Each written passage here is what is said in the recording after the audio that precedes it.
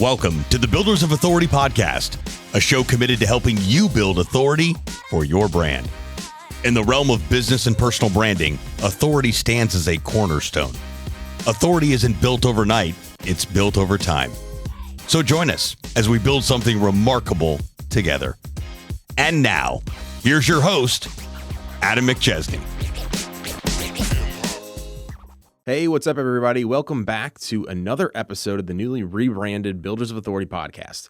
Hope you're doing well today, and thanks for joining us. Today, I'm joined by someone that I connected with online a few months ago. We had a chance to briefly meet last year at RoofCON in Orlando back in November. A few weeks after the event, we synced up for a call, had a really good conversation. After that, I was actually a guest on his podcast, which we'll talk about here because it's a highly rated podcast that has a lot of momentum going. He's going to kind of dive in specifically and share what's made him successful and what's made that podcast do exactly what it has already done. So I knew I needed to have him as a guest on Builders of Authority. My guest today is Corey Berrier. Corey, welcome to the show. What's up, brother? Good to be here, my man. Yeah, man, excited. I really enjoyed our conversation after RoofCon, enjoyed our podcast. I felt like we were just going back and forth talking about a lot of stuff that I feel like I'm in the personal branding side, which has been around, but like now is talked about more than ever. You're in the podcasting side with AI. I know you do a ton of stuff there. And like those two are like the hot topics of what people are talking about right now. So I really enjoyed our conversation and excited to dive in even deeper today. Yeah, dude, for sure. Your whole business is around branding and marketing. And I'll tell you, and I actually don't have to tell you this, you know this, you got to be different, or you got to stand out. You got to be different in some shape, form, or fashion, whether that's controversial, whether that's not controversial, but you got to be different. And so the way that I branded myself through the podcast is, the way I've succeeded through this is I would send people videos back 4 years ago before anybody was sending videos, or I would send voice notes. And dude, like that's how I really started booking people at a high level. And so we can dive into that if you want to. I think that's, I'm just really proud of where we've gone or where we've come from. And it's a grind, dude. It's certainly a grind. Like it's not an easy thing keeping a show going for that long. But currently I am the sales manager with Six and Fix, which is a local company here in Raleigh. And also owner of AI Automations Group, which we build AI for the trades. We've got different things that we're working on currently. I'll share a couple of those with you. We've got like this HVAC technician bot. It's like a knowledge bot that encompasses all of the knowledge that you could possibly find for HVAC. So the reason that's important is because you as a technician, when you have a question, if you've got our link to our bot, you can just type the question in, whether it's around a brand or whether it's around a certain brand or pricing or finance, like it literally will answer anything. So I think the people that are jumping into AI right now in the home services specifically, it's going to be a total game changer. And I'll give you a little bit of I haven't actually talked about this, but you work with a lot of roofers, right? So imagine when a storm hits in Florida or wherever, right? It doesn't have to be Florida, doesn't matter where it is. What's the biggest, let me just ask you, how do you get to those customers for roofing companies? Directly targeted stuff, whether it's paid ads, direct mail, going to obviously the source of wherever the damage was at. Right, exactly. Because speed to lead is the name of the game when it comes to a storm. So imagine running an ad like you would normally run, except for now the customer can when the customer clicks on the ad, it automatically populates all their information, whatever's in Facebook, whatever's not in Facebook. You could plug that stuff in 20 seconds, literally 20 seconds. They have an estimate for their house with 3 bids with your roofer's name on it.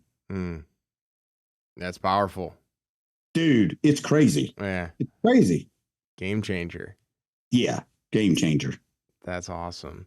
And so how are you seeing that? I know like with contractors specifically across the board, sometimes like they're not necessarily open to change. And I think like right now, everybody's open to AI, but they think that AI is just going to do everything for them when it's like AI is going to help facilitate things better. How are you seeing like that conversation taking off now comparatively to like maybe in the future or maybe in the past? That's a great question. So there's two different mindsets. I don't want anything to do with AI because I don't understand it. And that's a lot of the conversations, right? But the people that are interested in it they do think that it's just like, and it is sort of a magic 8-ball, really.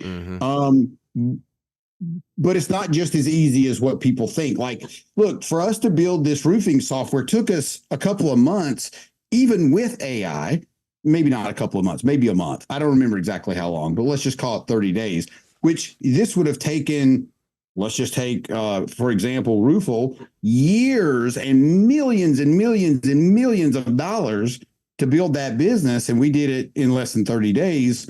And it's just as effective. Like quite frankly, I'm sure we measure it the exact same way, to be honest. Yep. So you've got people that think AI, like you said, think AI will do any and everything for them. But then you also have the naysayers or the people that are scared or don't understand it. My goal is to help people understand, as you mentioned, this is a tool, like a bunch of tools that'll make you go way faster, way quicker, way more efficiency.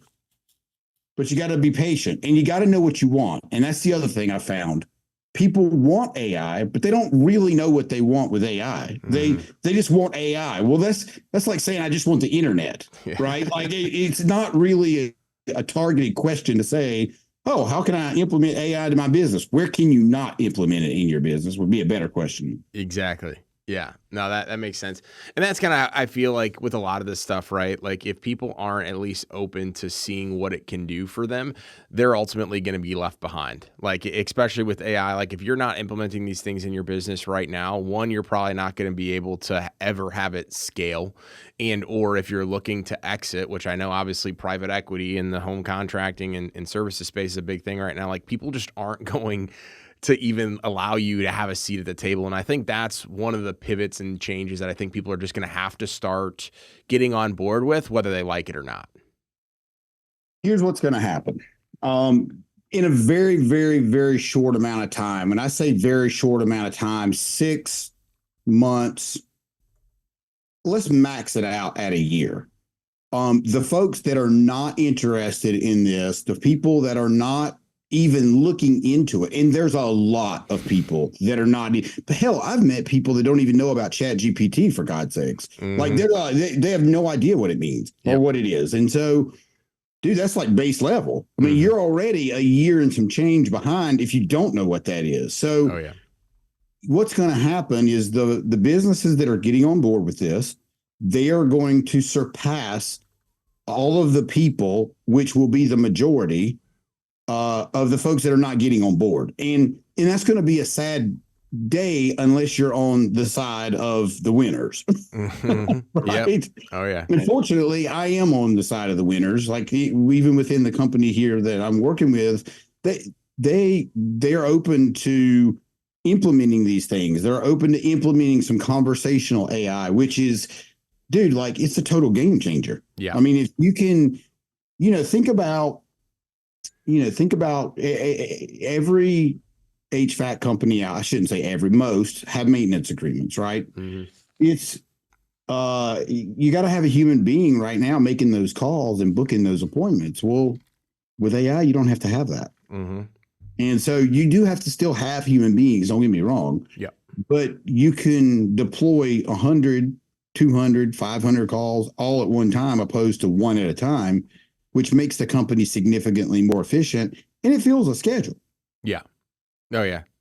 No, it's one of those things that like once you test it out and you realize what it can do for you, you're like, how did I ever live without this? Dude, 100%. I mean, I use it every single day for something. Yeah. Oh yeah. Yeah. It's wild. No, that's awesome. So pivoting a little bit, obviously like the podcast has played, I would say, probably a bigger aspect of like who you are as an individual, making what you build, what you touch, what you do, just that more authoritative, right?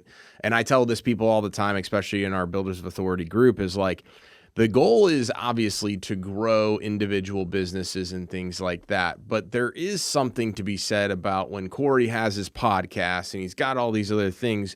When you go touch something, you have the brand that comes with it, right? So like, even if somebody is like, hey, Corey, like I got this potential business venture and deal, like I want you to take a look at it, like just your name on that, signing off on it and your input in there carries a lot of weight. So talk to us a little bit about like what the podcast and like just your individual brand has done for everything you've done. Great question. So you're right. I mean, if you look at, and this is not my ego talking here, it's just the facts. You can go back and look. I mean, I've interviewed just about anybody. I mean, there's very few people that I would want to have on my podcast that I haven't already had. Exactly. So I've just positioned myself in a way that if those opportunities come about, if it's not for me, I know the guy and it's a phone call away. So I'm a massive resource in connecting with people. And you're right. It opens a lot of doors, dude. And I didn't necessarily even start it for that reason. To be completely transparent, I started it just to tell other people's stories. And then what I realized is like, this is like a calling card. Like I can, like, all I have to now, all I have to do is show people the stats. Like I'll just show you the stats. And like, what are you going to say to that? Right. Yeah. If I want somebody on my show, I just say, hey, I want you on my show, and I show them the stats and they're like, okay. I mean, so it does give me, a leg up when having conversations. And look, I can get into just about any room I want to get into because of that. And that's brand. Yep.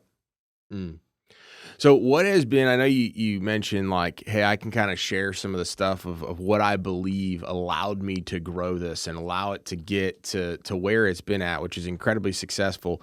What are some of those things that you believe kind of led into this progression? I know you mentioned 4 years. Of course, it's not an overnight thing. So like 4 years track record with the podcast is pretty damn good. But like, other than that, like what are some of the things you've done? So, I'm a natural born sales guy. Like I have, I don't have a problem talking to people. And so, as I kind of alluded to at the beginning, the way that I kind of put my flag in the ground, so to speak, is sending those different messages, asking people that were unreasonable to be on my show before it was ever even popular. Yeah. And I think because I stepped outside of the box, I did it differently than everybody else does. Like a lot of people will say, oh man, I'll have to go through their assistant or their PR. And I'm like, what are you talking about? Like, are they not on social media? Well, yeah. Well, just contact them. Yeah. Like, it's really simple. Like, don't go through all those hoops, but people in their mind, they don't think it's that easy. Does that make sense? Oh yeah. No, it resonates a lot for sure. Yeah. So you just got to show up differently. Yeah, dude. And I'll tell you, the other thing is I wasn't niched when I first started. I was just kind of interviewing people out from the personal development world. And I don't know how much that helped me, to be honest with you. Maybe it did, but probably not. But when I really decided to niche down and solely talk to people in the construction business, HVAC, plumbing, roofing, solar, whatever, home services, we'll say. I think that really gave me a direction that people could believe in. It wasn't just random people. And there for a little while, it was just random people. Yeah. Oh, yeah. Yeah, I think, well, that's kind of one of the reasons why I rebranded from Entrepreneur to Builders of Authority, because I saw kind of not necessarily the writing on the wall, but like I was interviewing people, I'd say for probably 25 of those 100 episodes, just because I needed guests, right? And now I'm like, okay, the next 5 to 10 guests that I have lined up, like I'm bringing them on because they're doing something. They have some story. They have some evidence that leads into what helps what I'm doing with Builders of Authority. And it's kind of when you are just like the entrepreneur, like the podcast being entrepreneur, it's like a little bit of everything. And if it's a little bit of everything, then it just doesn't encompass who you're actually trying to talk to. So for me, that resonates a lot because 100 episodes is great, but like I want more quality. I want more impact. And I know I had that, but like I want to take it to the next level now. I think that's where people get stuck as well, is like they struggle on, like if I were to give somebody advice, and it sounds like you would be in the similar boat, is like if you don't have that niche, or if you don't know how to have the podcast relate to everything else, just get started. You can always rebrand and pivot later down the right. But like, what is your, I mean, obviously I know what your take is on that, but like what was the moment where you're like, okay, maybe I need to switch this up a little bit? Like what ended up happening? So, to be completely transparent with you, I put my ego to the side. I stopped making the show about me. And I started making it about the other person, and really digging into, kind of goes right back to being different. I ask questions that are not your run-of-the-mill questions. I ask questions about you personally. I know you built $100 million business. I don't really give a shit to hear that. Like everybody's heard that. Everybody's heard your story. Like I don't need to hear the same story. Yeah. And I think that was a pivotal moment, because just thinking outside of the box and putting myself in the driver's seat of the person listening, they don't want to hear how great I am. They want to hear how great you are, or they want to hear the struggles that you've gone through. They don't, it's great to hear the $100 million story, but that's unattainable to a lot of people. So you're losing half the audience, most likely, that can't even think that big. So there's a very small, finite amount of people that can think big enough to say, I want to grow a company to $100 million. So I started targeting the conversations around really more personal conversations about themselves, about their health, their fitness, their marriage, their kids, their, even though they're contractors, they have problems. And really, I don't know about you, but I like listening to a real story. I like hearing you slept on a couch while you were building your business. Yeah. Like I like hearing that. I like knowing you started where I started. Yeah. Because then I can see it's possible. Yeah. But if I just hear the highlight reel, it doesn't seem very possible. Yeah. And I think what I was trying to do in the beginning as well is I was like having like a set of questions. I'm like, hey, Corey, this is what we're going to go do. Like we got 30, 45 minutes, whatever it is. Like, but then I was like, man, like some of it feels scripted. Some of it feels rushed. We need to condense the podcast episode at around 25 to 30 minutes is like where I've seen the biggest impact. And we kind of just have conversations like this, because if you try to go in the other route, again, in my opinion, you start talking about the things that everybody already knows, right? The stuff that like is talked about on social media, the $100 million company, has 3 businesses, but like you don't talk about like, okay, how did it start? What were the hurdles? Like you look at yourself right now with this highly rated podcast but people don't look at like it took you 4 years. People don't look like, you mentioning having to put the ego aside. They only look at like what today looks like, but not the previous 4 years. And that's a big miss, I think, just with like everything in social media. People miss 99% of what they actually need to see. So I'll have to say, I got lucky.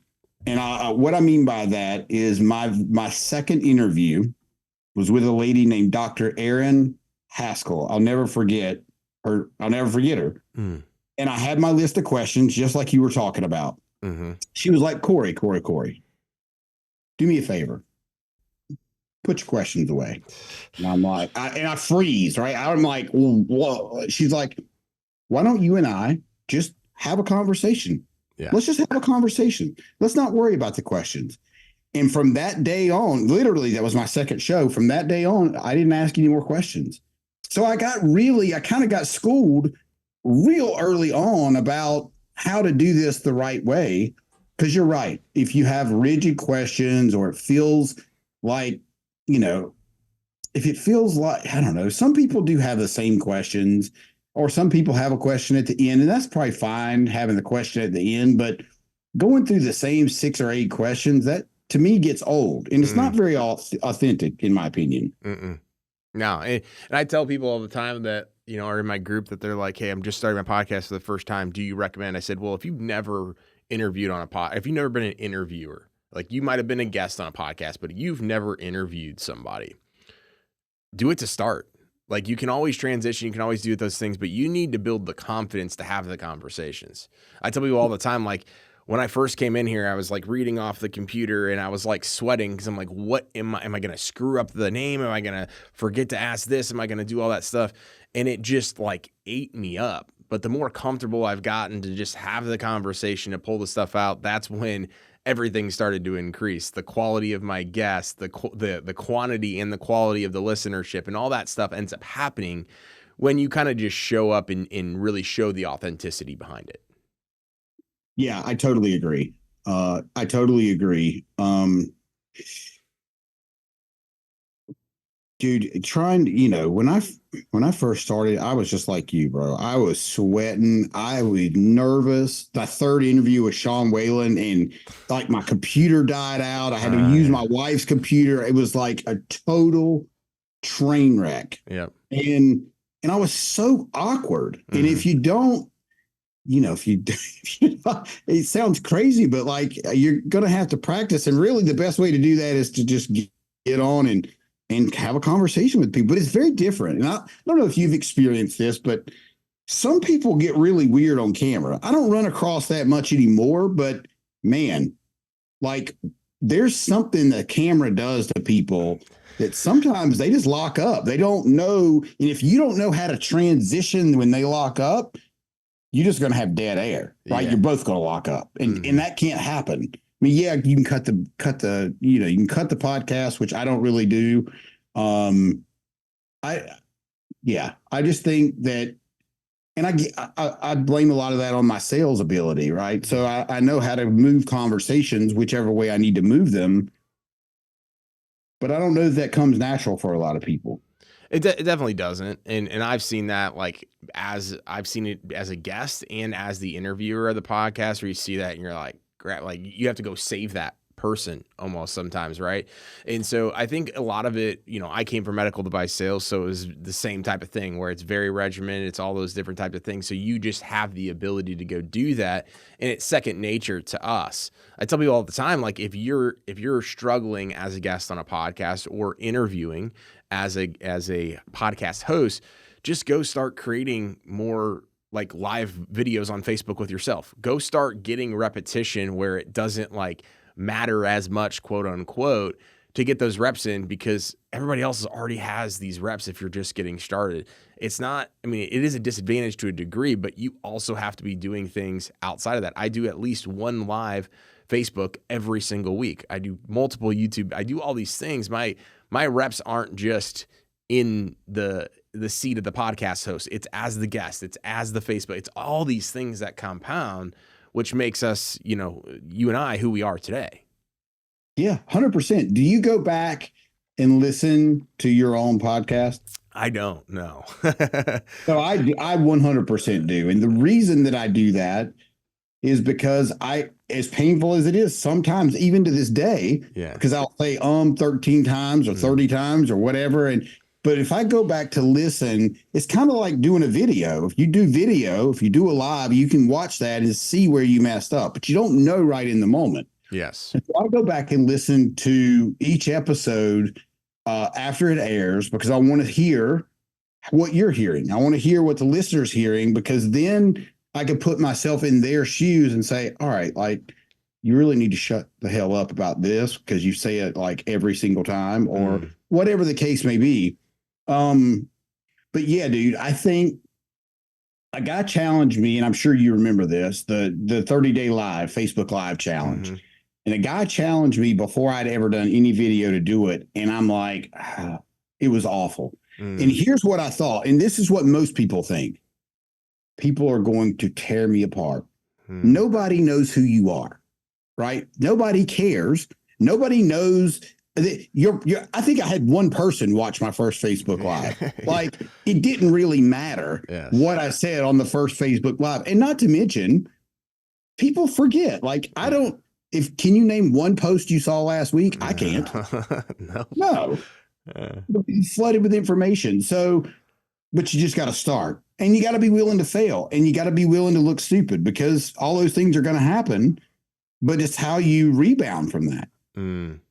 Yeah, no, that's great information. I definitely need to get in the habit of doing a challenge like that, specifically on Facebook myself. I've been talking about it for a minute, and I do need to go back. I think maybe the first 10 or 15 episodes I did go back and listen to, but I do need to make a regimented routine of doing that. I think there's a lot of value in doing that. So I appreciate you sharing that, because I always love learning from my guests as well, especially ones that are at different levels in different areas of their life than I'm at. So I'm really excited about listening back to this episode. I will definitely do that. But talk to us a little bit about where people can stay connected with you online, Corey. I know people are going to hear this episode and like, man, I want to go listen to his podcast. I want to learn a little bit more about everything with AI. Where can people stay connected with you?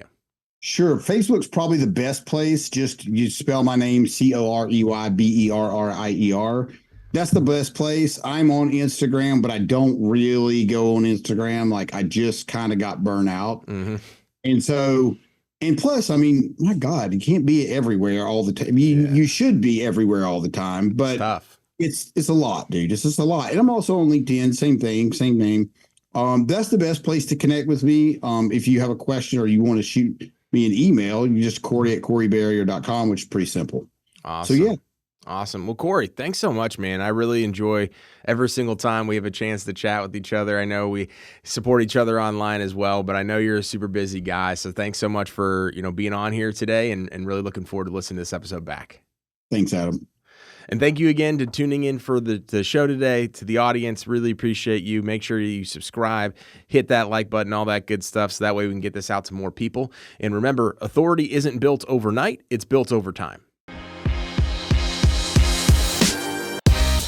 Thanks so much for tuning into this episode. We sure do appreciate it. If you haven't done so already, make sure you're subscribed to the show wherever you consume podcasts. This way you'll get notifications as new episodes become available.